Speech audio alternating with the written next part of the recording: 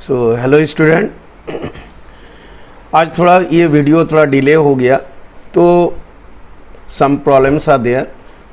तो ये था प्रॉब्लम के कारण हम ये जो है नया वीडियो मैंने इसका सॉल्यूशन का जो बोर्ड का सेमेस्टर 2 एग्ज़ाम केमिस्ट्री पेपर जो हुआ था उसका आज हम ये सॉल्यूशन जो है ये बता रहे हैं। तो ये वीडियो में आपको देखना है किस तरह से जो है ये क्वेश्चन आता है, क्वेश्चन का पैटर्न क्या है और उसका आंसर किस तरह से लिखना है। तो ये एक इम्पॉर्टेंट पार्ट होता है हमारा, हर बोर्ड का हर काउंसिल का एक अपना मेज़रमेंट होता है, अपना एक पैटर्न होता है। तो स्टूडेंट जनरली क्या होता है कि आंसर तो लिखता है लेकिन उसको ये पता नहीं है कि कहाँ पे क्या लिखना है और किस जगह मार्क्स कटता है, ये उसको ध्यान नहीं रहता है। तो ये एक इम्पॉर्टेंट पार्ट है। तो for getting good marks obviously these things are important. So आज हम लोग ये डिस्कस करते हैं क्वेश्चन पेपर को, सेमेस्टर 2 एग्जामिनेशन जो इस बार हुआ 2022 में। तो इसमें देखते हैं हम लोग, ये आपका गाइडलाइंस है ऊपर का। अब यहाँ पे सेक्शन 1A में देखिए यहाँ 7 मार्क्स का है, सेक्शन A ये 7 मार्क्स का है। तो इसमें क्वेश्चन नंबर 1 ये जो है क्वेश्चन नंबर 1 में देखेंगे कि ये फिल इन द ब्लैंक्स आपको दिया गया है, यहाँ पे आपका ऑप्शन भी दे दिया है। तो ये एक आसान क्राइटेरिया होता है, अगर ऑप्शन दिया रहता है तो एक आसान क्राइटेरिया हो जाता है। तो स्टूडेंट फील कंफर्टेबल, ये कंफर्टेबल फील होता है, लेकिन फिर भी बी केयरफुल अबाउट दैट। तो यहाँ पे क्या क्या आंसर होगा देखो, फर्स्ट में जैसे द हाफ लाइफ पीरियड है तो of dash order reaction is again blank है of the initial concentration of the reactant. तो यहाँ initial concentration of the reactant दिया है। तो अगर हम हाफ लाइफ में देखें, हाफ लाइफ पीरियड में अगर हम यहाँ फर्स्ट ऑर्डर लिखते हैं तो फर्स्ट ऑर्डर रिएक्शन इज, तो यहाँ पे होगा इंडिपेंडेंट। तो फर्स्ट ऑर्डर रिएक्शन क्या होता है, independent of the initial concentration of the reactant. तो यहाँ आंसर होगा फर्स्ट ऑर्डर और यहाँ पे second fill in the blanks में इंडिपेंडेंट होगा। अगर आप यहाँ पे सेकंड ऑर्डर करते हैं, ये भी ऑप्शन आपको लिख सकते हो, जैसे देखिए यहाँ सेकंड दिया है तो इफ इट इज यहाँ पे अगर if you want to fill, अगर यहाँ पे सेकंड ऑर्डर लिखते हैं तो देन यहाँ पे इंडिपेंडेंट नहीं होगा, देन डिपेंडेंट होगा। तो दो ऑप्शन है, आप either you right first order and independent और नहीं तो फिर आप सेकेंड ऑर्डर और डिपेंडेंट। क्लियर? तो यहाँ पे होगा ऑप्शन। नाउ नेक्स्ट में देखिए ये पेयर में है, क्वेश्चन जो है ये हमेशा एक साथ है, ये पेयर में है। तो आपको ये ध्यान रखना है, अगर फर्स्ट ऑर्डर के साथ इंडिपेंडेंट होगा, सेकेंड ऑर्डर के साथ डिपेंडेंट होगा, इस तरह से ये आंसर होता है। Now next one, number 2, paramagnetic compounds are generally.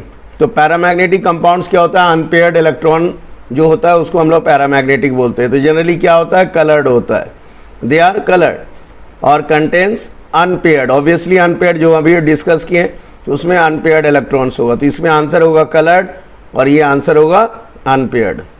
Clear? Now next third one, benzaldehyde undergoes.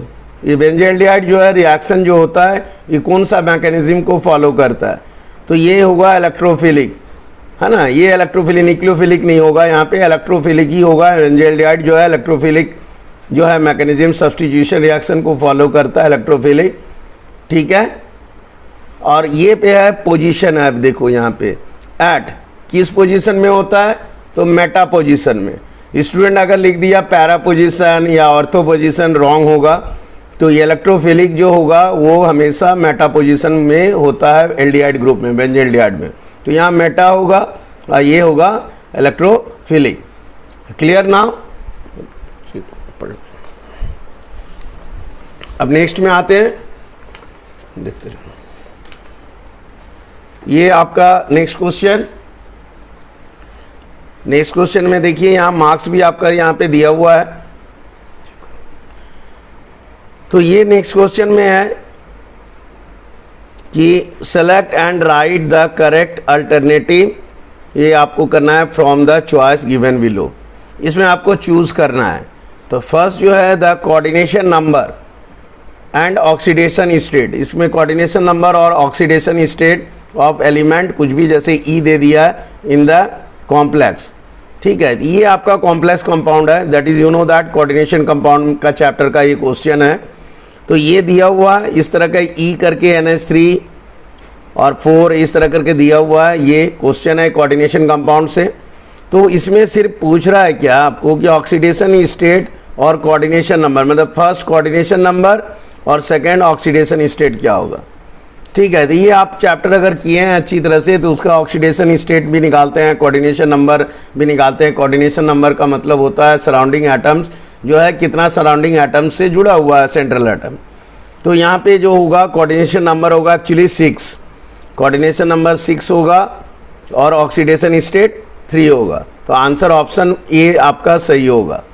ठीक है, 6 and 3। Now next one number 2 में benzaldehyde when heated with alcoholic solution of potassium cyanide. तो बेंजल्डिहाइड को alcoholic solution of potassium cyanide के साथ heat करने पे क्या ऑब्टेंड होगा। तो ऑब्वियसली हमको जो है ये ऑप्शन बी जो है आपका सही होगा, C6H5CH ये अल्कोहलिक है, COC6H5। तो ये ऑप्शन बी आंसर होगा इसका। ठीक है, क्वेश्चन नंबर अभी देखिए यहाँ पे 3 पे आ जाइए। इथाइल एमाइन रिएक्ट्स विथ, यहाँ पे दिया हुआ है नाइट्रस एसिड HNO2 के साथ इथाइल एमाइन को रिएक्ट कराएंगे तो 2 फॉर्म। तो यहाँ पे ऑब्वियसली इथाइल एमाइन एक अल्कोहल फॉर्म होता है। Ethyl amine when reacts with HNO2 ये बनता है अल्कोहल, इथाइल अल्कोहल। ये आपका ऑर्गेनिक में अल्कोहल से क्वेश्चन है, ये चैप्टर अल्कोहल, या फिर एमाइन ग्रुप से भी आप नाइट्रोजन कंटेनिंग कंपाउंड उसमें भी है। तो ये इथाइल अल्कोहल बनेगा, इसका आंसर ऑप्शन बी होगा। ठीक है, तो ये आपका यहाँ तक आंसर हुआ। इसके बाद हम लोग आते हैं तो नेक्स्ट में क्वेश्चन में आ जाते हैं। ये हो गया। नाउ क्वेश्चन नंबर 4 एसर्टेशन है। ये थोड़ा डिफिकल्ट पार्ट होता है, एसर्टेशन एंड रीजन। ये बेसिकली CBSE में पहले क्वेश्चन ज़्यादा आता था, अभी इसको जो है हमारा जो काउंसिल है इसको एक क्वेश्चन इसमें से डाल दिया।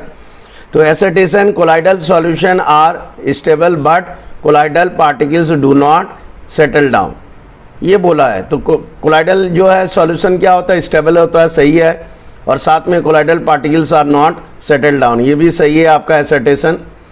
ठीक है, रीज़न दिया है ब्राउनियन मूवमेंट जो होता है counters the force of gravity actively on colloidal particles. तो ये दोनों ही सही है, बोथ आर करेक्ट। तो assertion reasons are true and the reason is also correct explanation for the assertion. ये जो रीजन है इसका एक्सप्लेनेशन एसर्टेशन का जो रीजन दिया है ये एकदम सही है, इसलिए दोनों आपका सही है, मीन्स आंसर ऑप्शन ए आपका सही होगा आंसर। तो दिस वन ए होगा इसका। क्लियर, नेक्स्ट में आ जाइए। अब ये आपका ये पार्ट खत्म हो गया, सेक्शन ए कंप्लीट। नाउ अब आ जाते हैं question number 2 that is section B, जिसमें से 16 मार्क्स का था, 16 मार्क्स का था। तो इसमें तो क्वेश्चन नंबर 3 में आ जाइए। Write the IUPAC name. IUPAC name में ये अगेन कोऑर्डिनेशन कंपाउंड से है।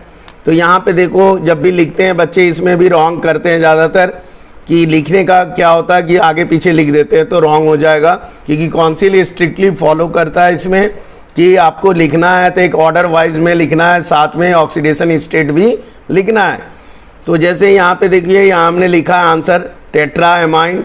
यहाँ पे देखो पहले हम लोग इसका लिखते हैं, लिगेंड्स का लिखा जाता है नेमिंग में, क्योंकि यहाँ कोई मेटल या कोई भी आयन नहीं है तो यहाँ हम लिगेंड्स पहले लिखेंगे। तो कितना एमाइन ग्रुप है, NH3 एमाइन ग्रुप है, 4 है, मीन्स टेट्रा एमाइन। तो पहले लिखेंगे टेट्रा एमाइन।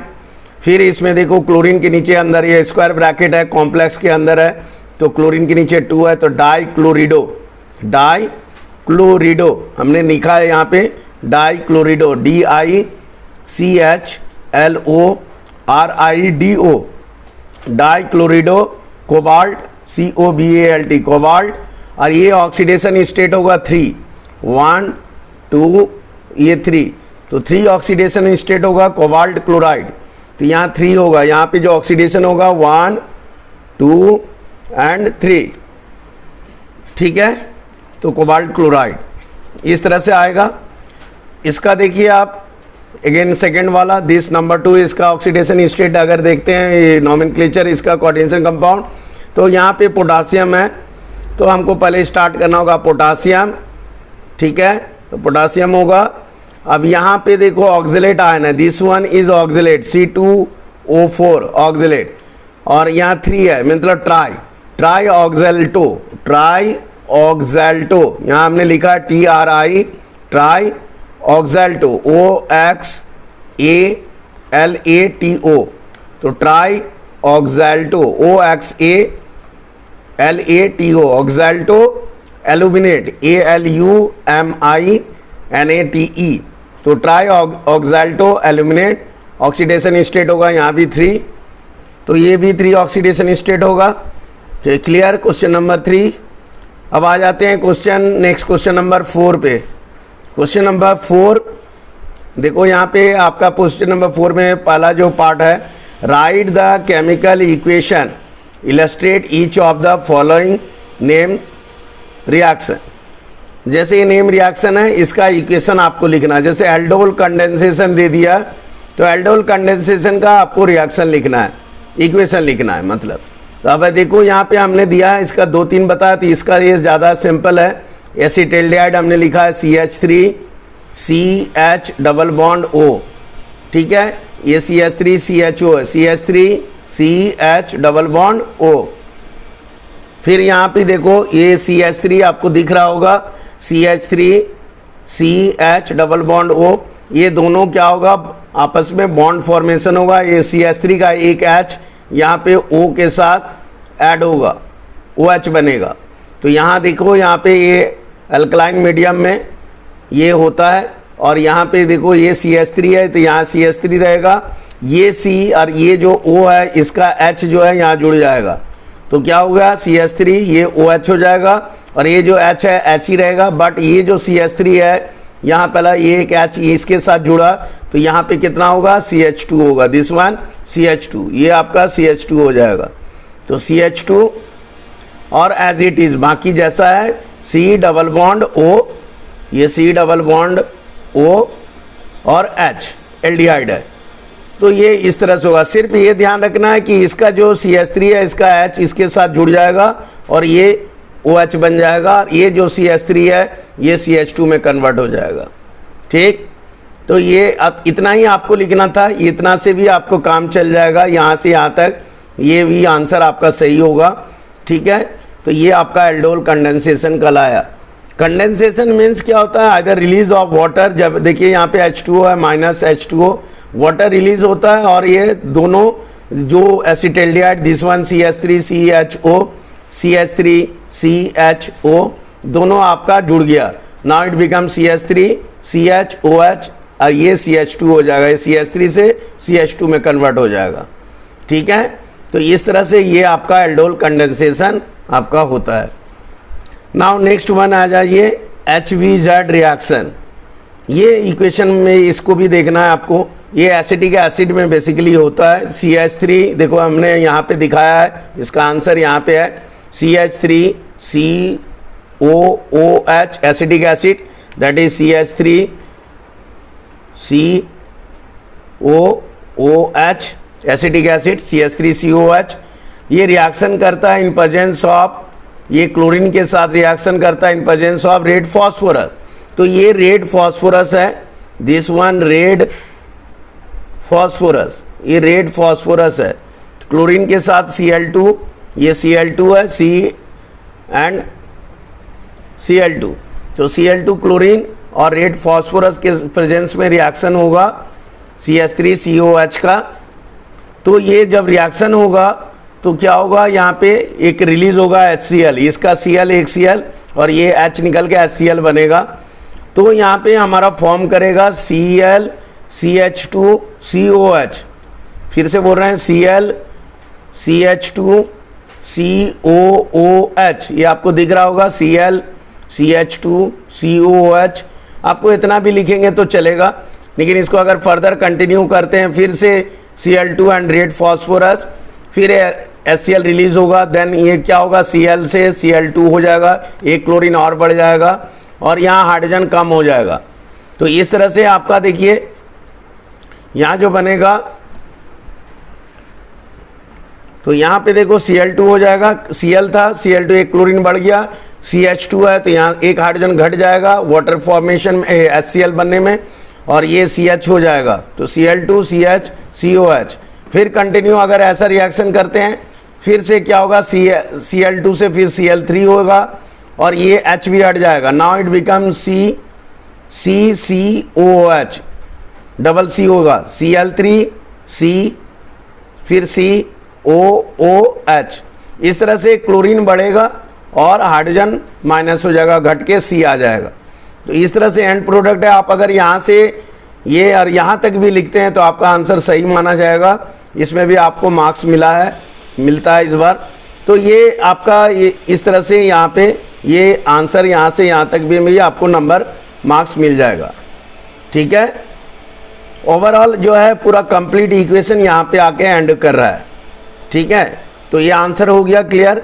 तो क्वेश्चन नंबर 4 का जो है ए में एल्डोल कंडेंसेशन, बी में था HVZ reaction. So question number 4 complete. Now ये आप आ जाते हैं नेक्स्ट में, क्वेश्चन नंबर 4 हो गया 5। नाउ अब 5 में देखते हैं।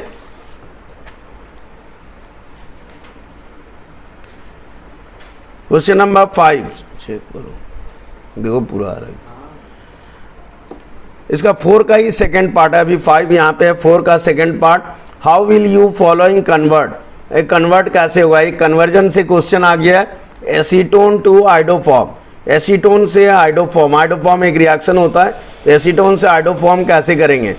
तो एसीटोन से बेसिकली कैसे होता है देखिए, दैट इज CH3CO CH3, ये एसीटोन है, ये आइडोफॉर्म आयोडीन के साथ रिएक्शन है। NaOH भी ले सकते हैं और I2 भी ले सकते हैं और NaIO लेके ये हम सोडियम एसीटेट बनाए। दिस सोडियम एसीटेट बनेगा, CHI3 बनेगा, दिस वन आइडोफॉर्म। फिर से हम बता रहे हैं reaction, CH3CO CH3, this one acetone plus 3NaIO, ये आपका रिएक्शन इसके साथ करेगा 3NaIO। ठीक है, या फिर आयोडीन प्लस NaOH। तो ये रिएक्शन होगा। रिएक्शन होने के बाद ये जो प्रोडक्ट बनता है, एक इंटरमीडिएट प्रोडक्ट आता है। फिर यहाँ पे देखिए आपका आइडोफॉर्म बन रहा है, तो ये प्रोडक्ट होगा CH3COONA sodium acetate plus CHI3, this is main, that is iodoform. CHI3 iodoform plus 2NaOH sodium hydroxide. तो ये आपका था एसीटोन से आइडोफॉर्म में कन्वर्ट, ये एसीटोन है, ये कन्वर्ट कर रहे हैं। तो वेन एवर यू कन्वर्जन में इस तरह का जो भी इक्वेशन आता है, सो ऑलवेज रिमेंबर कि आपको ये बैलेंस करके देना है, बैलेंस भी करना है, साथ में पूरा प्रोडक्ट भी लिखना है। नहीं तो जनरली काउंसिल में कभी कभी ऐसा होता है मार्किंग स्कीम में कि अगर आप सिर्फ ये लिख के और आइडोफॉर्म लिखते हैं और बाकी का प्रोडक्ट नहीं लिखते हैं तो उसमें भी मार्क्स कभी कभी कट जाता है। तो when ever you write the equation be careful, यह हमेशा ध्यान रखना है आपको जब भी इक्वेशन लिखते हैं, चाहे ऑर्गेनिक हो या इनऑर्गेनिक, तो कंप्लीट फुल इक्वेशन लिखना है, साथ में बैलेंस भी करना है, सो दैट कि आपका ऐसा कोई चांस नहीं रहेगा मार्क्स कटने का। तो मार्क्स डिडक्ट होता है इसीलिए क्योंकि जो है student they think that okay हम मेन आंसर तो हम प्रोडक्ट लिख दिए, हो गया मेरा मेन आंसर, आइडोफॉर्म आ गया तो मेरा आंसर हो गया और हमको पूरा मार्क्स मिलेगा। नहीं है, कभी कभी ऐसा भी होता है कि इसमें काउंसिल जो है या जो भी बोर्ड है उसमें मार्क्स को डिडक्ट कर लेता है, हाफ मार्क्स या 1 मार्क्स जो भी है उसमें मार्क्स कट जाता है। तो हमेशा whenever you write the equation और try to complete the equation, try to write the complete equation with balance, ये आपको करना है। ठीक है, ये आ गया। अब आ जाइए एसिटिक एसिड टू मीथेन, ये आप कर सकते हो। एसिटिक एसिड सोडियम के प्रेजेंस में सोडियम एसीटेट बनेगा, दिख रहा है इक्वेशन से, तो एसिटिक आंसर तो CH3COH, देखिए यहाँ पे हमको लग रहा है दिख रहा होगा CH3COOH, दिख रहा है, तो CH3COH ये बनेगा CH3COONA सोडियम एसीटेट है।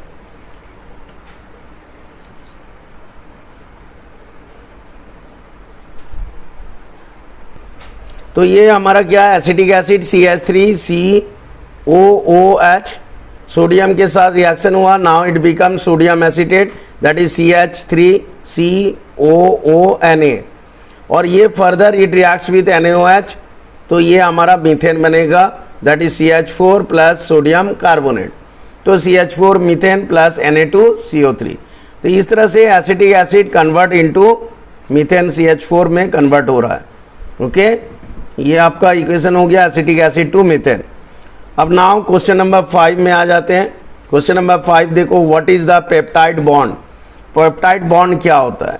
तो peptide bond is a chemical bond होता है दैट इज फॉर्म, जो कि बनता है। फिर से देखिए, पेप्टाइड हमने लिखा है यहाँ पे थोड़ा छोटा लेटर पे है, लेकिन देखना है peptide, this one is peptide bond is a chemical bond, is a chemical, this one chemical bond that is formed by joining, आपको ज्वाइन कराना है, मिक्स में ऐड होना है, अटैच होना है, joining the COH group and amino group, amino acid का group, वो दोनों ऐड होता है with the release of water. Condensation यहाँ वर्ड एक इंपॉर्टेंट है, की वर्ड, कि ये दोनों कंबाइन होके COOH ग्रुप, कार्बोक्सिलिक ग्रुप और amine group, amino group NH2, ये दोनों ग्रुप ऐड होगा, लिंक होगा, ज्वाइन होगा, और with the release of water, water यहाँ से रिलीज होगा, वाटर मॉलिक्यूल्स रिलीज होता है,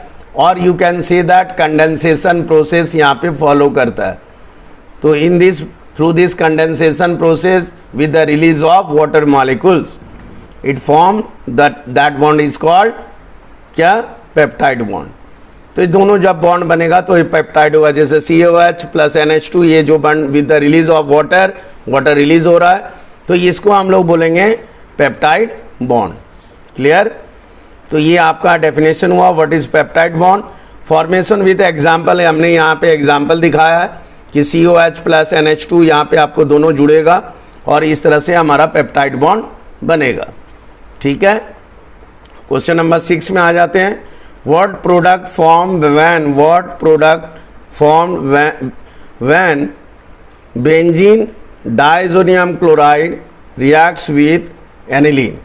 तो benzene diazonium chloride reacts with aniline, weak acidic medium में अगर रिएक्शन होगा, टेम्परेचर हमारा लो होना चाहिए, तो उसका इक्वेशन लिखना है और साथ में प्रोडक्ट लिखना है। मतलब प्रोडक्ट क्या बनेगा, तो होल इक्वेशन आपको लिखना है। This one benzene diazonium chloride, that is benzene ring, N2Cl. So N2Cl means nitrogen है यहाँ पे, N2Cl. This is called benzene diazonium chloride. ये बेंजीन रिंग है, ये आपको दिख रहा होगा बेंजीन रिंग। तो ये हमारा बेंजीन रिंग है, और ये बेंजीन रिंग के साथ N2 और ये Cl है, क्लोराइड, इसके साथ रिएक्शन है।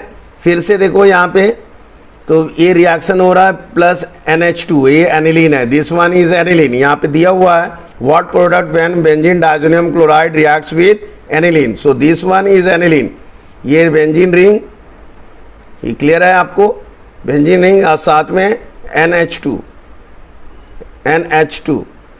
तो ये आपका क्या है? Aniline, this one is aniline. अब ये दोनों जब रिएक्ट करेगा एसिडिक वीक एसिड मीडियम में, तो क्या होगा, यहाँ पे benzene ring plus N double bond N बनेगा, इसका जो N है और ये N और double bond N double bond N, और यहाँ पे H2 था तो एक H हट गया, यहाँ NH होगा, NH फिर बेंजीन रिंग, तो ये आपका बनेगा प्रोडक्ट। ठीक है, तो benzene ring N double bond N, again bond रहेगा NH और बेंजीन रिंग प्लस HCl, ये मस्ट है, ये भी लिखना रहता है HCl। बाय प्रोडक्ट अगर नहीं लिखेंगे तो कभी कभी यहाँ भी मार्क्स कटता है। तो इक्वेशन लिखना, already mention that give equation, it means you have to write full complete equation. So here you write HCl। So now this one question number 6 complete. Now question number 6 1 2 में देखो, अब 2 में यहाँ पे दे दिया है CH3NH2 plus CHCl3 plus 3KOH alcoholic, heat करने पे क्या होगा। तो यहाँ पे देखो, यहाँ पे प्रोडक्ट क्या बन रहा है, आइसोसाइनाइड बनेगा, CH3N, यहाँ पे कोऑर्डिनेट बॉन्ड है, डबल बॉन्ड यहाँ पे कोऑर्डिनेट किया हुआ है NC, दैट इज ये प्रोडक्ट होगा। यहाँ पे ये जो ब्लैंक है ये वाला पार्ट यहाँ से यहाँ, ये ब्लैंक में आएगा CH3N, यहाँ पे NC आइसोसाइनाइड। तो ये आंसर होगा यहाँ, बाकी का 3KCl + 3H2O। तो यहाँ पे जो ब्लैंक होगा CH3NC, that is methyl isocyanide. और ये जो नेक्स्ट वन है clear. Now this one complete the reaction given above. तो ये जो है रिएक्शन में आपका क्वेश्चन था, यहाँ ब्लैंक फिलअप था, यहाँ पे CH3NC होगा, पहला ए हो गया। B number, name the reaction, ये what type of reaction is there. तो दिस वन इज कॉल्ड, ये जो रिएक्शन हो रहा है ए का, किस तरह का इक्वेशन है, रिएक्शन है carbyl amine reaction, CARBYL amine, AMINE amine reaction. Okay, now question number 7 में आ जाइए। 7 में देखते हैं, answer the following questions, name the chemical compound which can be used as an antiseptic as well as disinfectant. इसमें mostly ये student क्या है कि यहाँ पे एक प्रॉब्लम होता है, mostly student think that Dettol या अदर जो है वो आंसर लिख देता है, जो कि रॉन्ग है। डेटॉल जो है मोस्टली आई थिंक, ये हमको लग रहा है कि ज़्यादातर स्टूडेंट जो है ये डेटॉल या कुछ इस तरह का जो है नाम आंसर लिखा होगा। तो यहाँ डेटॉल एकदम ही नहीं होगा, ये टोटली रॉन्ग है, डेटॉल नहीं होगा यहाँ पे, क्योंकि यहाँ पे बोला है एंटीसेप्टिक के साथ साथ, इट्स नॉट ओनली खाली एंटीसेप्टिक नहीं है, साथ में डिसइंफेक्टेंट है। तो यहाँ पे आंसर होगा फेनॉल, PHENOL। तो राइट आंसर इज फेनॉल, यहाँ होगा। नंबर 2 में आ जाइए, what are artificial sweetening agent. ये क्वेश्चन थोड़ा ट्रिकी है, ये क्वेश्चन दिख रहा है एकदम आसान, स्टूडेंट थिंक दैट ये तो आसान है, ऐसे ही लिख देना है। स्वीटनिंग का क्या होता है, आर्टिफिशियल स्वीटनिंग रिएजेंट होता है, लिख देना है। लेकिन इसमें भी जो है थोड़ा टेक्निकल जो है वे में लिखना है, क्या है अभी हम बता रहे हैं आपको, है ना। तो गिव वन एग्जाम्पल। तो यहाँ टेक्निकल पॉइंट क्या है कि artificial sweetening whenever you write it, तो not use just write like a other, you can say the other point of view, it's not, you should not write the general way। एक general वे में नहीं लिखना है, जैसे chemistry का student है और अदर जो स्टूडेंट है, दोनों का आंसर में चेंजेस होना चाहिए, दोनों का आंसर में डिफरेंस होता है। Whenever you write as a chemistry student, तो you put the some authenticity of chemistry. तो यहाँ पे आपको ध्यान से लिखना है, उसी वे में लिखना है। तो अगर आप उस वे में नहीं लिखोगे तो आपका यहाँ मार्क्स कटेगा, एकदम निश्चित है। Because obviously you think that you are just giving chemistry paper exam दे रहे हो, और केमिस्ट्री पॉइंट ऑफ व्यू से अगर नहीं लिखते हैं तो आपका यहाँ मार्क्स कट जाएगा। तो यहाँ पे आर्टिफिशियल स्वीटनिंग जब लिखा हुआ है तो यहाँ पे आंसर क्या है, देखो, chemical that Sutton the food. मान लो आप सिंपली लिख दिए स्वीटन द फूड आर्टिफिशियली, ठीक है। तो ये एक्चुअली में नहीं होता है। एक्चुअली यहाँ पे स्वीटन द फूड का मतलब क्या है और क्या पर्पस में यूज होता है for chemistry chemical point of view में आपको लिखना है। तो एक्चुअली बेसिकली क्या है, ये तो ठीक है, आर्टिफिशियल केमिकल होता है जो फूड को स्वीटनिंग में बढ़ाता है, इंक्रीज करता है। But the thing is that यहाँ मेन पॉइंट कीवर्ड क्या है कि इट इंक्रीज, ये बढ़ता है विथ लेस अमाउंट ऑफ या less value of calorie value इसका लेस होता है। तो यहाँ पे आपका एक इंपॉर्टेंट पार्ट है, जस्ट वेट, हम लिख दे रहे हैं यहाँ पे। यहाँ जो एक इंपॉर्टेंट पार्ट होगा लेस कैलोरी, ये लेस कैलोरी होता है, caloric value, less caloric value यहाँ पे होगा। तो ये वैल्यू जो होगा लेस कैलोरी होगा, यहाँ पे अमाउंट जो है कैलोरी जो है इसका बढ़ता नहीं है, do not increase so much, it only the slightly increase और लेस कैलोरिक वैल्यू होता है जो आर्टिफिशियल स्वीटनर का हम लोग इस्तेमाल करते हैं। तो they have the less caloric value, they do not increase so much caloric, जो कैलोरी बढ़ता है वो ज़्यादा नहीं बढ़ता है, वेरी लेस वैल्यू होता है। तो ये कीवर्ड है, क्योंकि केमिकल पॉइंट ऑफ व्यू से आपको लिखना है। वाई हम लोग यूज़ क्यों करते हैं आर्टिफिशियल स्वीटनिंग, तो जैसे आपको बहुत सारा रिएजेंट है हम लोग उसका इस्तेमाल करते हैं, तो शुगर जो है जो हम लोग यूज़ करते हैं उसमें क्या होता है कैलोरीफिक वैल्यू बढ़ जाता है। लेकिन हम लोग आर्टिफिशियल स्वीटनिंग का यूज़ करते हैं तो उसमें कैलोरी का जो वैल्यू होता है वो बढ़ता नहीं है, लेस रहता है, बहुत ही कम नेग्लिजिबल बढ़ता है, थोड़ा बहुत उसका इंक्रीज़ करेगा। तो यहाँ पे कीवर्ड है लेस कैलोरिक वैल्यू। ओके, तो ये आपको केमिकल पॉइंट ऑफ व्यू से, केमिस्ट्री का जो पॉइंट ऑफ व्यू से आपको आंसर लिखना है। You should not right the answer in general वे, ठीक है। तो ये आपको ध्यान में रखना है। इस तरह का क्वेश्चन ऑलवेज रिमेंबर दैट, इस तरह का जो भी क्वेश्चन जनरल क्वेश्चन लगता है, but you should not like in general वे।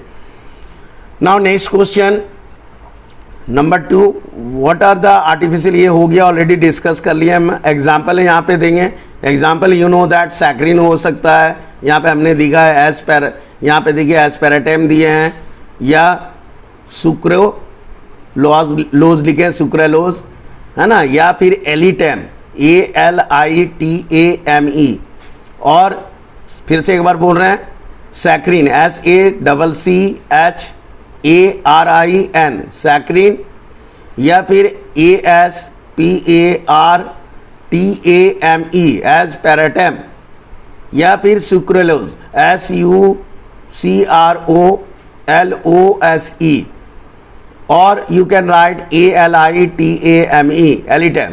तो दीज आर द एग्जाम्पल्स, कोई एक आंसर आप लिख सकते हो जो आपका करेक्ट होगा, ठीक है। तो ये आपका क्वेश्चन नंबर 7 कंप्लीट। अब आ जाए क्वेश्चन, ठीक है, पूरा देख लो। नाउ क्वेश्चन नंबर 8, ये आपका न्यूमेरिकल्स है, एक फॉर्मूला बेस्ड न्यूमेरिकल है आपका, केमिकल काइनेटिक्स से एक क्वेश्चन है। First order reaction is 50% complete in 30 minutes at 27 degree Celsius, ये टेम्परेचर है। एंड द सेम रिएक्शन, जो यही रिएक्शन अगेन मान लो हो रहा है 50% कंप्लीट हो रहा है, नेक्स्ट 50% कंप्लीट हो रहा है 10 मिनट में, इन टेम्परेचर है 47 डिग्री सेल्सियस। तो 50% फर्स्ट में जो रिएक्शन हो रहा है 27 डिग्री सेल्सियस 30 मिनट्स में, और नेक्स्ट जो 50% रिएक्शन कंप्लीट हो रहा है वो 10 मिनट्स में हो रहा है, और टेम्परेचर हमारा 47। कैलकुलेट द एक्टिवेशन एनर्जी, ये एक्टिवेशन एनर्जी से क्वेश्चन आया हुआ है, ठीक है। तो एक्टिवेशन एनर्जी का देखो यहाँ फॉर्मूला यूज़ होगा यहाँ पे इस जगह। तो हमारा यहाँ पे देखिए, हम यहाँ पे कुछ सॉल्व किए हैं, ये देखिए लोन देके या लॉग देके भी आप लिख सकते हो, K2/K1 ये फॉर्मूला है। तो बेसिकली हमेशा याद रखिए, जब भी whenever you try to solve the numericals, be remember that always, कि जब भी आपको न्यूमेरिकल सॉल्व करना है तो शॉर्टकट में मत जाइएगा।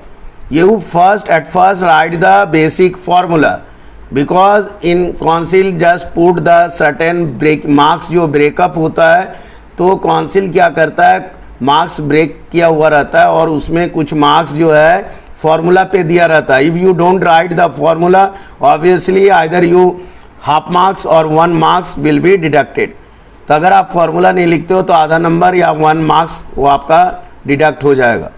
तो ये हमेशा ध्यान रखना कि पहले आपको बेसिक फॉर्मूला लिखना है, ठीक है। तो ये आपका formula K2/K1 EA, you know that activation energy, this one is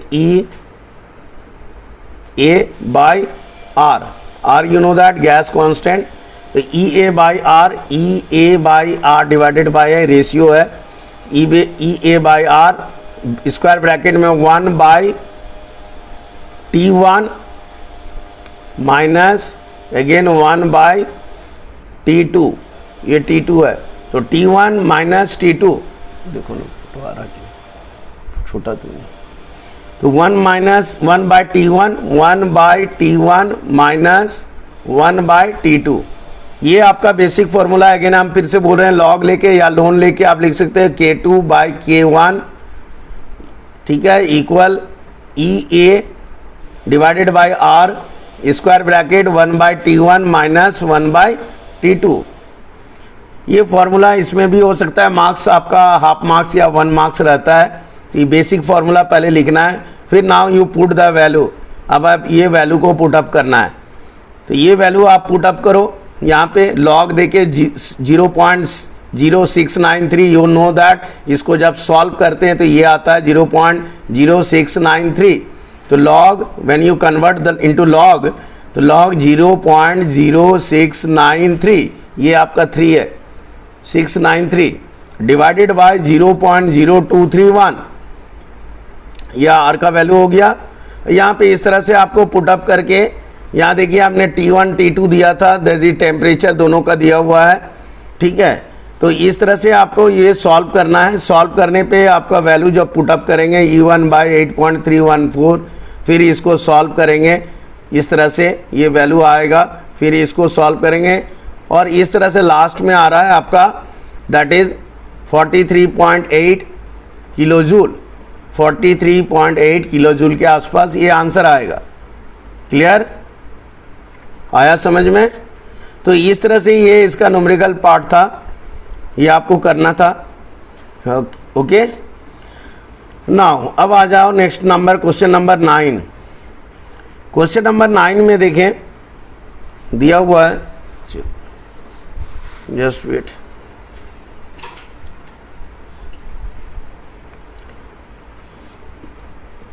कटन 9 में give the balance chemical equation for each of the following, aniline and bromine water.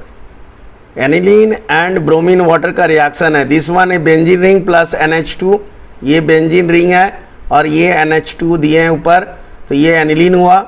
और ब्रोमीन वाटर हमने इसको बैलेंस किया है, प्लस देके 3Br2, ब्रोमीन Br और नीचे में 2, तो Br2 3Br2 एक्वस सॉल्यूशन में आएगा एल्कलाइन मीडियम में, और ये रिएक्शन करके प्रोडक्ट होगा। देखिए यहाँ पे हमने यहाँ पे दिया है, ये पोजीशन है, देखो यहाँ पे, सॉरी एक यहाँ पे NH2 आएगा, जस्ट वेट, यहाँ पे हमारा NH2 आएगा, तो यहाँ पे हमारा क्या आएगा NH2 और 2 4 6, ये 2 पोजीशन में Br, 4 का पोजीशन में Br एंड 6 का पोजीशन में Br, ये NH2, मतलब यहाँ Br ब्रोमीन, यहाँ पे Br होगा, यहाँ Br होगा, यहाँ पे Br होगा, ये NH2 है, प्लस 3HBr, ये भी बैलेंस पूरा करना है इसमें, क्योंकि we don't know which place the council with deduct marks. तो यू हैव टू, कोई भी इक्वेशन होता है, you have to write the complete equation with balance. So इस तरह से हमारा यहाँ पे कंप्लीट हो रहा है 3HBr, और ये ब्रोमीन यहाँ पे रहेगा, NH2 होगा। Now it's a clear answer. Now question number 9 का 2 देखो, ethyl amine and ethyl bromide reaction, तो C2H5NH2, this one is C2H5NH2 ethyl amine plus C2H5Br ethyl bromide, ये रिएक्शन हो रहा है। तो यहाँ से HBr रिलीज होगा, HBr, तो यहाँ पे हमारा क्या होगा, डाई इथाइल अमाइन C2H5, ये जो C2H5 है, दिस C2H5 और ये C2H5 दोनों मिलके C2H5 का होल ट्वाइस, ये डाई हो गया C2H5, तो डाई C2H5 और NH ये बनेगा। तो आप यहाँ तक भी आंसर लिखते हो तो आंसर सही होगा। यहाँ तक भी अगर आप लिखते हैं from this up to this, ये और यहाँ से लेके यहाँ तक आंसर लिख रहे हो, यहाँ से लेके यहाँ तक, तो आपको आंसर मार्क्स मिल जाएगा। बट ये कंटिन्यूटी है इसका इक्वेशन, और कंटिन्यू फर्दर कंटिन्यू होता है। फिर से अगर आप C2H5Br के साथ रिएक्शन करोगे तो फिर ये कंडीशन रिपीट होगा, अगेन C2H5, ये 2 था होल ट्वाइस, तो यहाँ अगेन थ्राइस हो जाएगा, फिर से C2H5, यहाँ 2 था होल ट्वाइस, ये होल थ्राइस होगा, और ये जो NH2 था यहाँ पे NH हुआ, एक H रिमूव हो गया, फिर इसमें एक H यहाँ से हट जाएगा, तो C2H5 होल थ्राइस, ये 3 हो जाएगा, और ये H यहाँ से हट जाएगा, N सिर्फ रहेगा, ठीक है। अगर आप फर्दर कर रहे हो तो यहाँ पे फिर देखो C2H5 4 आ जाएगा, और यहाँ NBr आ जाएगा। तो इस तरह से आप यहाँ नहीं भी लिखते हो, यहाँ तक भी आप लिखते हो, तो it's A correct answer. Okay, तो ये आपका सही हो गया। नेक्स्ट में क्वेश्चन नंबर 10 में आते हैं, गिव द केमिकल टेस्ट। यहाँ केमिकल टेस्ट है, डिफरेंस आपको लिखना है, difference between the pairs of compound, formaldehyde और एसिटिल्डिहाइड में क्या डिफरेंस है, तो केमिकल ही होना चाहिए। तो यहाँ पे देखो फॉर्मेल्डिहाइड एंड एसिटिल्डिहाइड का जब रिएक्शन होता है तो यहाँ पे हम लोग आइडोफॉर्म का जैसे दिखाया है, यहाँ पे हो रहा है, जैसे यहाँ पे देखिए आइडोफॉर्म टेस्ट जो होता है, एसिटिल्डिहाइड जो है जनरली जब रिएक्शन होता है तो acetaldehyde give the iodoform reaction when acetaldehyde is heated with iodine I2 and NaOH it gives, ये इंपॉर्टेंट है, यहाँ पे 2 चीज़ आपको इंपॉर्टेंट है कि एक तो लिखना है एसिटिल्डिहाइड जो है रिएक्ट करता है यार हीटेड करते हैं जब I2 एंड NaOH दोनों मेंशन करना है, और साथ में ये जो येलो PPT है ये इंपॉर्टेंट है क्योंकि ये ऑब्जर्वेशन पार्ट से है। तो what type of PPT, PPT is form, what will be the, क्या फॉर्म कर रहा है, ये इंपॉर्टेंट है कि बिकॉज आप डिफरेंस कैसे दिखाओगे, तो डिफरेंस दिखाने के लिए ये सब आपको लिखना होगा।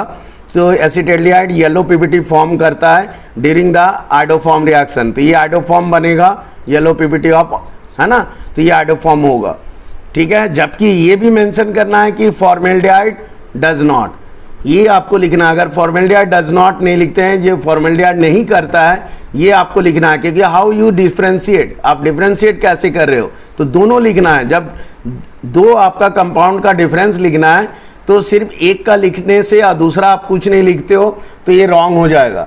तो आपको दोनों मेंशन करना है कि उसमें आपको लिखना है कि एसिटाल्डिहाइड जो है आइडोफॉर्म दे रहा है, येलो पीपीटी फॉर्म कर रहा है, ये लिख दिए। तो साथ में ये भी लिखना है कि फॉर्मेल्डिहाइड आपका ये प्रोसेस को फॉलो नहीं करता है, ये लिखना पड़ेगा। That means formaldehyde does not follow this reaction, तभी आपका आंसर कंप्लीट होगा। Okay, these are the technical part, ये टेक्निकल पार्ट होता है, you should know about it. Now benzaldehyde and acetic acid, benzaldehyde and acetic acid में देखो क्या है कि हमने बेंजल्डिहाइड और एसिटिक एसिड का रिएक्शन में दिखा रहे हैं। यहाँ पे एसिटिक एसिड सोडियम बाइकार्बोनेट के साथ करेंगे, तो ये दोनों का डिफरेंस क्या है कि एसिटिक एसिड जब है सोडियम बाइकार्बोनेट के साथ देंगे तो ब्रिस्क एफरवेसेंस प्रोड्यूस होता है एसिटिक एसिड में, अब बेंजल्डिहाइड में ब्रिस्क एफरवेसेंस प्रोड्यूस नहीं होता है, ठीक है। और आप you can say that Tollens reagent का भी आप फॉलो कर सकते हो। Benzaldehyde follow the Tollens reagent, Tollens reaction benzaldehyde follow करता है, जबकि एसिटिक एसिड टॉलेंस रिएजेंट को फॉलो नहीं करता है, ये भी आप लिख सकते हो। और आप acetic acid when reacts with sodium bicarbonate it produce brisk effervescence, तो ब्रिस्क एफरवेसेंस प्रोड्यूस करता है कौन, acetic acid, but benzaldehyde does not, ये आपको लिखना पड़ेगा। इस तरह से क्वेश्चन नंबर 10, 11 में आ जाते हैं हम लोग। सेक्शन सी आ गया, 12 मार्क्स का है इसमें। 11 question number 11, answer the following question. ये first order reaction takes 100 minutes लग रहा है कंप्लीट होने में। 60% ऑफ द रिएक्शन जो है बोल रहा है find the time required with when 90% of the reaction completed, तो कितना टाइम लगेगा, ठीक है। ये आपका अगेन केमिकल काइनेटिक्स से है। ये फॉर्मूला K1 बाई, यहाँ पे देखिए इस तरह से फॉर्मूला आपको लिखना है 2.303 लिख के लॉग 100/40, 40 क्यों लिखें कि आपका 60% जो है कंप्लीट हो रहा है, मतलब 40 आ गया, बचा कितना 40, मीन्स 100 माइनस 60 दैट इज 40, यहाँ 40 आ जाएगा, ऊपर 100, 100 divided by 100 minus 60 that is 100/40। ये आपका आंसर आएगा, K का वैल्यू आएगा दिस वन 0.00916, 0.00916। फिर T में टाइम निकाल लो, इसका भी फॉर्मूला ऐसे यही वैल्यू यहाँ पे पुटअप होगा 1/0.00916 इंटू 2.303 लॉग। अब ये 100/10, 10 क्यों हुआ यहाँ पे, क्योंकि 90% कंप्लीट हो रहा है, मीन्स 100/100 माइनस 90 मतलब 10, तो 100/10 इसको सॉल्व कर लेंगे तो आपका आ गया 251.419, 251.419, और यू कैन राइट 251.5, ये भी आप लिख सकते हो 251.5 मिनट। यूनिट लिखना है, नहीं तो मार्क्स इसमें भी कटता है, डिडक्ट होता है, you must write the unit. तो ये दोनों आंसर हो गया क्लियर। ये आपका इसका न्यूमेरिकल पार्ट था इस क्वेश्चन नंबर ए में 11 का। अब आ जाइए क्वेश्चन नंबर 11 का बी में। इन ए रिएक्शन MaNB प्रोडक्ट बन रहा है व्हेन द कंसंट्रेशन ऑफ ए का जो ये ए है इसका कंसंट्रेशन अगर डबल हो गया तो rate of reaction is also double. तो ये अगर डबल हुआ तो रेट ऑफ रिएक्शन बोल रहा है डबल हो गया। When the concentration of B, जब कंसंट्रेशन ऑफ बी, इस बी का कंसंट्रेशन जो है डबल हो रहा है तो that rate of reaction becomes 4 times. तो रेट ऑफ रिएक्शन बोल रहा है 4 टाइम्स हो रहा है। तो ये आपका कंडीशन है, find the overall order of reaction, ठीक है।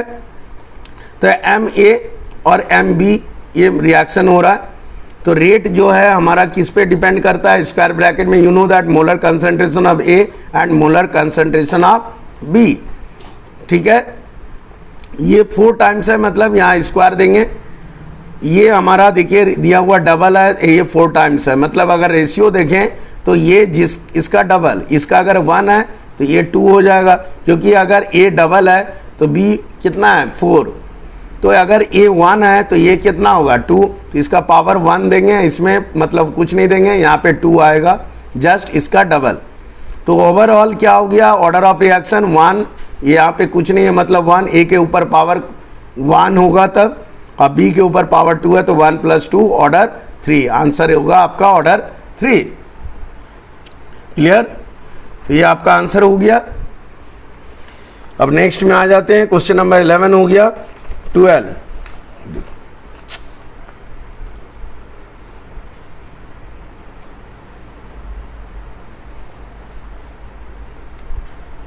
तो क्वेश्चन नंबर 12 में हम लोग देखते हैं, तो यहाँ पे 11 का ही अभी है, 12 कंप्लीट नहीं है, कंटिन्यू 11 है। Answer the following question, mention any 2 factors that influence the rate of chemical reaction. ये आसान क्वेश्चन है, आपको फैक्टर लिखना है जो कि रेट ऑफ केमिकल रिएक्शन उस पर डिपेंड करता है। तो फर्स्ट में आप लिख सकते हो कोई भी कंसंट्रेशन ऑफ रिएक्टेंट या temperature, even you can right pressure या फिर कैटलिस्ट, है ना, या नेचर ऑफ रिएक्टेंट और सरफेस एरिया। तो इनमें से कोई भी आप any 2 factors you can right. हमने यहाँ लिखा है कंसंट्रेशन, देखो यहाँ पे कंसंट्रेशन ऑफ रिएक्टेंट, टेम्परेचर और प्रेशर होगा, या प्रेजेंस ऑफ कैटलिस्ट, ये कैटलिस्ट है, प्रेजेंस ऑफ कैटलिस्ट, और nature of reactant you can right, और सरफेस एरिया, और यहाँ पे देखो यहाँ पे दिया है एक्सपोजर टू द रिएक्शन। तो ये सब आप में से कोई 2 आप लिख सकते हो, आंसर हो गया। अब बी में देखो, in first order reaction 20% of the reactant consume in 30 minutes.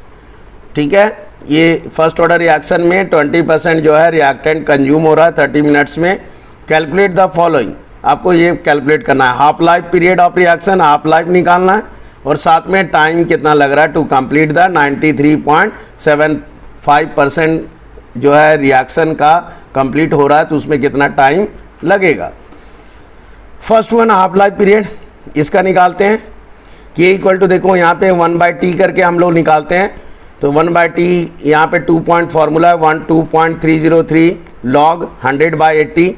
Y 100/80 because 20% यहाँ कंज्यूम हुआ, मीन्स 100 डिवाइडेड बाई 100 - 20, 100 - 20 मीन्स 80, तो 100/80 इसको हम लोग सॉल्व करेंगे, दैट इज आंसर होगा 0.0074, आंसर होगा 0.0074, ये आएगा आंसर। इसका टी हाफ देखो, आप अब हाफ लाइफ निकाल रहे हैं, हाफ लाइफ जो है पीरियड आएगा टी हाफ इक्वल टू 0.693, ये फॉर्मूला है के का वैल्यू 0.693 डिवाइडेड बाय ये जो आपका टी निकला है 1/t दैट इज 0.0074, ये यहाँ पे पुट अप करेंगे, दैट इज 0.693 डिवाइडेड बाय 0.0074, इसको सॉल्व करेंगे तो आंसर आपका निकल जाएगा 93.64, और you can write also whole number 94। ठीक है, तो इस तरह से आपका ये आंसर हो गया फर्स्ट वाला half life. Second time required for complete 93.75, तो ये नॉट ये इनिशियल का है 100%, ये जो होगा हमारा कितना है 6.25। ठीक है, क्योंकि आप 100 - 93.75 करेंगे, 100 - 93.75 दैट इज फाइनल रिएक्शन हो गया 6.25। अब t equal to formula put up करिए आप 1.0.0074, ये जो आया है फर्स्ट का, यहाँ पुटअप करेंगे into 2.303 log 100/100 minus that is 93.75 that is 6.25, ये जो आया 6.25 दैट इज 100 डिवाइडेड बाय 6.25। इसको ओवरऑल जब सॉल्व करेंगे आएगा 374 डेसिमल है 0.74, इतना मिनट आएगा। This is your answer. तो ये क्वेश्चन नंबर 11 आपका कंप्लीट। 12 में देखो, question number 12, the size of trivalent cation in the lanthanoid series decrease steadily. तो साइज जो है लेंथेनॉइड सीरीज का घटते जाता है, एटॉमिक नंबर हम बढ़ाएंगे इंक्रीज होगा तो साइज उसका डिक्रीज होगा। व्हाट इज द फेनोमेनन, ये जो प्रोसेस है इसको क्या बोलते हैं, सिर्फ नाम लिखना है। तो ये प्रोसेस को हम लोग क्या बोलते हैं, simply you know that, very popular, इसको हम लोग बोलते हैं lanthanoid contraction. This is called lanthanoid contraction. ये कॉन्ट्रैक्शन है, लेंथेनॉइड कॉन्ट्रैक्शन होगा इसका answer, lanthanoid contraction. Number 2, why are the compounds of transition elements coloured. तो ये क्वेश्चन है, रीजनिंग क्वेश्चन है, सिंपल क्वेश्चन है, बहुत ही आसान क्वेश्चन है कि ये जो ट्रांजिशन एलिमेंट का कंपाउंड होता है कलर्ड क्यों होता है। बिकॉज यू नो दैट कि ट्रांजिशन एलिमेंट क्या होता है, अनपेयर्ड इलेक्ट्रॉन होता है। वैकेंट, कोई some student write vacant d orbital, तो रॉन्ग हो जाएगा, because it's you write either unpaired electron और इनकम्प्लीट डी ऑर्बिटल्स आप लिख सकते हो, ये आपका सही आंसर होगा। But don't write vacant, vacant लिखने से गलत हो जाएगा। तो ये अनपेयर्ड और आप लिख सकते हो इनकम्प्लीट फील्ड होता है डी ऑर्बिटल, और डी ट्रांजिशन, ये की इंपॉर्टेंट है, d transition, due to d transition और अनपेयर्ड इलेक्ट्रॉन होने के कारण डी ट्रांजिशन होता है, और जिसके कारण से ये कलर्ड कंपाउंड, कलर्ड ये जो आपका ट्रांजिशन एलिमेंट है ये कलर्ड कंपाउंड बनता है। Okay, question number 12। Question number 13 अब आ जाओ। ये आपका कंपाउंड का नाम दिया है कोऑर्डिनेशन कॉम्प्लेक्स आयन, ये दे दिया है। तो बोल रहा है ये जो कंपाउंड है is the complex ion diamagnetic और पारा। वेरी सिंपल, ये पैरामैग्नेटिक होगा। हमने यहाँ पे आपको दिखाया है कैसे आपका पैरा नहीं होगा, डायमैग्नेटिक होगा। ये डायमैग्नेटिक होगा, पेयर्ड में इलेक्ट्रॉन आएगा। तो यहाँ पे क्या होगा, ये जो कंपाउंड है बेसिकली डायमैग्नेटिक है। हमने यहाँ पे देखो सॉल्व करके दिखाया है, यहाँ पे अनपेयर्ड है, यहाँ पे पेयर्ड है। तो फिर इसको जब एक्साइटेड स्टेट में आता है तो सब क्या हो जाता है, पेयर्ड में आ जाता है। यहाँ पेयर, ये पेयर, ये पेयर, और ये वैकेंट हो जाता है। ठीक है, इसको जब हम हाइब्रिडाइजेशन निकालेंगे तो इसमें क्लियर होता है। तो ये सब यहाँ भी पेयर हो गया, ये भी 2 इलेक्ट्रॉन, ये 2 इलेक्ट्रॉन, ये 2 इलेक्ट्रॉन। ये हमारा ग्राउंड स्टेट है, यहाँ पे पेयर्ड में है, दिख रहे हैं एक अप एंड डाउन, ये पेयर्ड में है, ये सिंगल है, ये सिंगल है, हाफ फील्ड है, ये हाफ फील्ड है, ये हाफ फील्ड है। इस तरह से हमने दिखाया है। और ये हमारा वैकेंट है, यहाँ पे भी फिर हम दिखा रहे हैं। तो ये हम क्या होगा 4s में फिर दिखा रहे हैं 4p। तो अब ये क्या होगा, रीअरेंज होगा एक्साइटेड स्टेट में। तो ये सब क्या होगा, पेयरिंग होगा। ये इलेक्ट्रॉन यहाँ आ जाएगा, ये इलेक्ट्रॉन यहाँ आ जाएगा, तो पेयरिंग में आ जाएगा ये। तो इस तरह से ये पेयरिंग में हो गया, ये पेयर में हो गया, ये पेयर हो गया, ये वैकेंट हो गया, यहाँ ये सब वैकेंट है। ठीक है, तो इस तरह से ये पेयर्ड होने के कारण ये डायमैग्नेटिक होगा। और ये हाइब्रिडाइजेशन जो होगा ये हमारा D2sp3 होगा। कैसे होगा, देखिए यहाँ पे D2 मतलब यहाँ पे D है 2, यहाँ पे देखिए यहाँ पे 2 आप वैकेंट है 3D में, तो ये 2 D ऑर्बिटल वैकेंट है, तो D2 हुआ। ये S है, S ऑर्बिटल, तो D2s, और ये P ऑर्बिटल 3 वैकेंट है। तो D का 2 ऑर्बिटल वैकेंट है, मतलब D2 हुआ। S का 1 ऑर्बिटल है वैकेंट, तो S हुआ। और P का 1 2 3, तो D2sp3, ये D2sp3 इसका आंसर होगा हाइब्रिडाइजेशन। ठीक है, ये क्वेश्चन नंबर बी का आंसर होगा। नाउ 3 में देखो, third number, name the type of isomerism. कौन सा आइसोमेरिज्म है, तो ये आयनाइजेशन आइसोमेरिज्म है। This one is ionize, ionization होगा, एक्सचेंज होगा, ये और ये इधर जाएगा, ये इधर आएगा। तो आयन में सिर्फ डिफरेंसेस हो रहा है, ब्रोमीन और SO4। तो ये आयनाइजेशन आइसोमेरिज्म होगा। तो क्लियर। नाउ ये हो गया लास्ट क्वेश्चन। क्वेश्चन नंबर 14 है, answer the following question which aqueous solution of concentration 0.01 m salt KCl MgCl2 और ACl3। अगर आप ये क्वेश्चन को देखो तो इसमें हार्डी एंड सुल्ज का रिएक्शन में रूल में है कि जिसका जो है डिसोसिएट किसका ज़्यादा होगा, तो Al3+ और Cl- में होता है, तो Al3+ चार्ज हो रहा है, तो ये +3 चार्ज हो रहा है, इसमें +1 चार्ज हो रहा है, मैग्नीशियम में +2 हो रहा है। तो सबसे ज़्यादा किसका हुआ, एल्युमिनियम का, Al3+। तो आंसर होगा ये Al3 क्लियर। तो अब ये आ गया। नेक्स्ट में आ जाइए, bleeding cause by the nick from a razor during the shaving, वो इसको स्टॉप करते हैं बाय रबिंग एलम। तो पोटास एलम से हम लोग या एलम के थ्रू से हम लोग रब करते हैं, तो गिव रीजन, इसका रीजन क्या है। तो बेसिकली यहाँ पे कीवर्ड आपको यूज करना है। जनरली यहाँ भी again tricky type question, you remember that whenever you write, you just giving the chemistry paper, so always write the answer in chemical point of view, so not write the answer in general point of view से नहीं लिखना है। As a chemistry student उसके हिसाब से आपको लिखना होगा। तो सिंपली आप मत लिख देना जो है ये डिसइंफेक्टेंट है, ब्लड को क्लॉट करता है, स्टॉप कर देता है, बस नो। Actually basically chemical point of view में क्या होता है, ये कोगुलेशन फॉर्म करता है, इट फॉर्म द कोगुलेशन। तो यहाँ पे इंपॉर्टेंट कीवर्ड है कोगुलेशन। नेक्स्ट सिमिलरली 3 नंबर में muddy water can be purified by adding the potassium, potassium add करें तो प्यूरिफाई होता है। अगेन यहाँ पे पी आंसर कीवर्ड इज कोगुलेशन, तो यहाँ पे कोगुलेशन आपका कीवर्ड है। तो that's why in this way आपको you have to write the answer. So these follow the keywords, always remember that, ये ध्यान रखना है, नहीं तो यहाँ पे मार्क्स जो है ऑब्वियसली जाने अनजाने आपका मार्क्स डिडक्ट होगा। अगर if you want to good marks, be careful of that this technical point of view. Okay then student, just we solved all the questions. Okay, thank you very much.